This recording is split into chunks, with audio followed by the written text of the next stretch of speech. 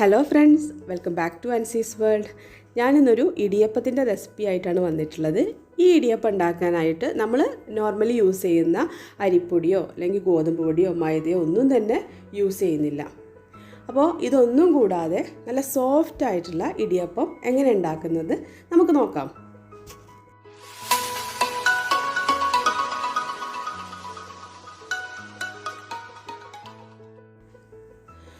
അപ്പോൾ ഞാനിന്ന് ഇടിയപ്പം ഉണ്ടാക്കാനായിട്ട് ഇവിടെ എടുത്തിരിക്കുന്നത് പച്ചരിയാണ്, അതായത് വൈറ്റ് റൈസ്. നമ്മൾ സാധാരണ ദോശയ്ക്കും അതുപോലെ തന്നെ ഇഡ്ഡലിക്കൊക്കെ യൂസ് ചെയ്യുന്ന പച്ചരിയാണ് എടുത്തിട്ടുള്ളത്.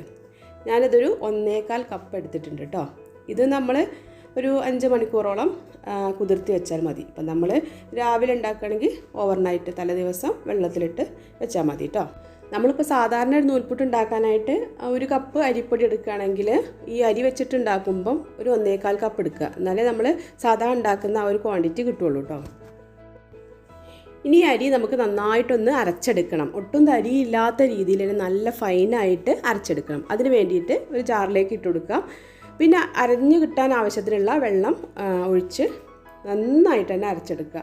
വെള്ളത്തിൻ്റെ അളവ് എന്ന് പറഞ്ഞാൽ ഇതാ ഈ ഒരു അരി ഇങ്ങനെ മൂടി കിടക്കുന്ന രീതിയിലുള്ള വെള്ളം മതി കേട്ടോ. ഓവറായിട്ട് വെള്ളം ഒഴിക്കേണ്ട ആവശ്യമില്ല. ഇതൊന്ന് അരിഞ്ഞു കിട്ടാൻ മാത്രമുള്ള വെള്ളം മാത്രം മതിയാവും. ഞാനിപ്പോൾ ഇതാ ഇങ്ങനെയാണ് വെള്ളം ഒഴിച്ചിട്ടുള്ളത്. 1 ഗ്ലാസ് വെള്ളം എടുത്തിട്ട് അതിന് 3/4 ഗ്ലാസ്സേ ആവശ്യം വന്നിട്ടുള്ളൂ കേട്ടോ. ഇനി നമുക്കിതിനെ നന്നായിട്ട് അരച്ചെടുക്കാം. ഇതാ ഇവിടെ നല്ല ഫൈനായിട്ട് തന്നെ ഞാൻ അരച്ചെടുത്തിട്ടുണ്ട് കേട്ടോ.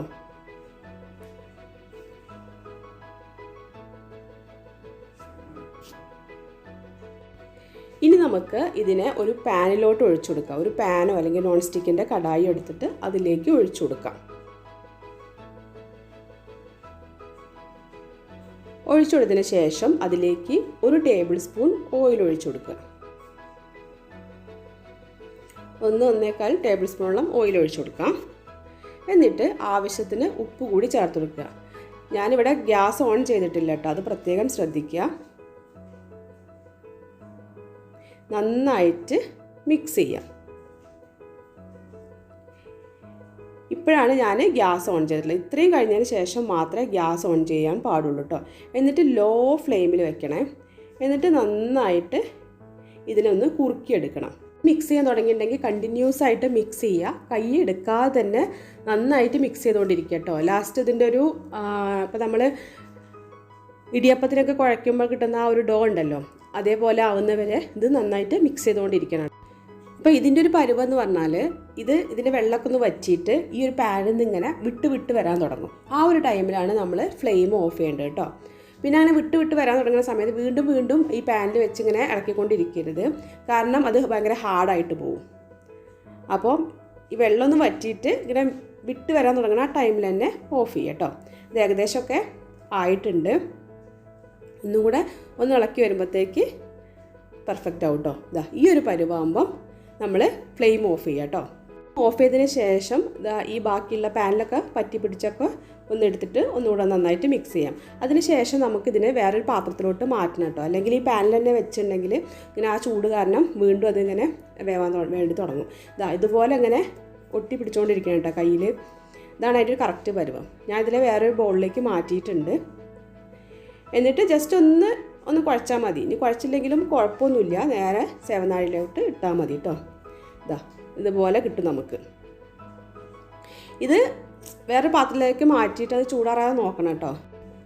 ഇനി നമുക്ക് ഇടിയപ്പം ഉണ്ടാക്കാനായിട്ട് തുടങ്ങാം. അപ്പോൾ അതിന് വേണ്ടിയിട്ട് ഒരു ഇഡ്ഡലി തട്ട് എടുത്തിട്ട് അതിൽ ഞാൻ വെള്ളം തിളപ്പിക്കാൻ വേണ്ടിയിട്ട് വെച്ചിട്ടുണ്ട് കേട്ടോ. ഇനി ഇത് സേവനാഴി എടുത്തിട്ട് ഇതിലേക്ക് നമ്മൾ ഓയിലൊന്ന് തടവി കൊടുക്കുക. എല്ലായിടത്തും ഓയിലൊന്ന് തടവി കൊടുക്കുക കേട്ടോ. നമ്മൾ നൂൽപുട്ട് ഉണ്ടാക്കുന്ന ആ പാത്രത്തിലും ഓയിൽ തടവി കൊടുക്കുക. എന്നിട്ട് സാധാ ചെയ്യുന്ന പോലെ തന്നെ ഡോ അതിലേക്ക് ഇട്ട് കൊടുത്തതിന് ശേഷം നന്നായിട്ട് തിരിച്ചെടുക്കാം. കണ്ടോ, നല്ല ഈസി ആയിട്ട് തന്നെ കിട്ടും നമുക്ക്. പക്ഷേ നല്ല ഹാർഡാവാതെ നോക്കണം. ഞാൻ പറഞ്ഞ ആ ഒരു ഒട്ടി പിടിക്കുന്ന ആ ഒരു പരുവത്തിൽ തന്നെ നമ്മളിത് ഓഫ് ചെയ്യണം, എന്നാലേ അത് ഇത്ര ഈസി ആയിട്ട് കിട്ടുള്ളൂ. അല്ലെങ്കിൽ കുറച്ച് ഹാർഡാവും, നമുക്കിതിലോട്ട് വരാൻ ഭയങ്കര ഹാർഡായിരിക്കും.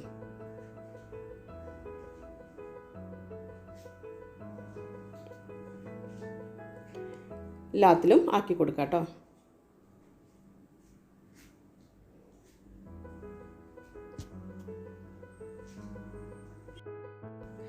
അപ്പോൾ അത് അവിടെ വെള്ളം നന്നായിട്ട് വെട്ടി തിളയ്ക്കുന്നുണ്ടായിരുന്നു. ഞാനിതിലോട്ട് വെച്ചിട്ടുണ്ട്. ഇനി നമ്മൾ സാധാരണ ഇടിയപ്പം ഉണ്ടാക്കുന്ന പോലെ തന്നെ ഒരു 4-5 മിനിറ്റ് വേവിച്ചെടുത്താൽ മാത്രം മതി. അപ്പോൾ ഇത്രയേ ഉള്ളൂ പരിപാടി കേട്ടോ. ഭയങ്കര ഈസി അല്ലേ ചെയ്യാൻ. നമ്മളിപ്പോൾ അരിപ്പൊടിയൊക്കെ കഴിഞ്ഞിരിക്കുന്ന സമയത്താണെങ്കിൽ നമ്മൾ ഇതുപോലെ ഒന്ന് പച്ചരി വെച്ചിട്ടൊന്ന് ചെയ്ത് നോക്കുക. ഭയങ്കര ഈസിയാണിത്. നമ്മളൊരു വട്ടം ചെയ്തിട്ടുണ്ടെങ്കിൽ നമ്മൾ പിന്നെ ഇതുപോലെ ട്രൈ ചെയ്യുള്ളൂ. കാരണം പലർക്കും ഈ പൊടി വെച്ചൊക്കെ ചെയ്യുമ്പം കറക്റ്റ് ആ ഒരു ഇത് കിട്ടാറില്ലാതെ കേട്ടിട്ടുണ്ട്.